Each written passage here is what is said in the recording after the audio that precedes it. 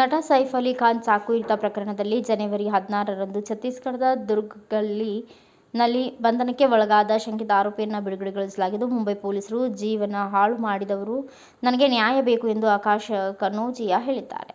ಜನವರಿ 18ರಂದು ಮುಂಬೈ ಪೊಲೀಸರ ಸುಳಿವು ಪಡೆದ ನಂತರ ರೈಲ್ವೆ ರಕ್ಷಣಾ ಪಡೆ ಮುಂಬೈ ಲೋಕಮಾನ್ಯ ತಿಲಕ್ ಟರ್ಮಿನಲ್ಸ್, ಕೋಲ್ಕತಾ ಶಾಲಿಮಾರ್ ಜ್ಞಾನೇಶ್ವರಿ ಎಕ್ಸ್ಪ್ರೆಸ್ನಿಂದ ಚಾಲಕ ಆಕಾಶ್ ಕನೋಜಿಯಾ ಅವರನ್ನು ದುರ್ಗ್ ನಿಲ್ದಾಣದಲ್ಲಿ ಬಂಧಿಸಿದೆ. ಅದಾದ ಬಳಿಕ ಜನವರಿ 19ರಂದು ಬೆಳಗ್ಗೆ ಮುಂಬೈ ಪೊಲೀಸರು ನೆರೆಯ ಠಾಣೆಯಿಂದ ಬಾಂಗ್ಲಾದೇಶಿ ಪ್ರಜೆ ಶರೀಫುಲ್ ಇಸ್ಲಾಂ ಶೆಹಜಾದ್ ಮೊಹಮ್ಮದ್ ರೋಹಿಲ್ಲಾ ಅಮೀನ್ ಫರೀಕ್ ಅಲಿಯಾಸ್ ವಿಜಯ್ ದಾಸ್ ರವರು ಬಂಧಿಸಿದ್ರು. ನಂತರ ಪೊಲೀಸರು ಕನೋಜಿಯಾ ಅವರನ್ನು ಬಿಡುಗಡೆಗೊಳಿಸಿದ್ರು.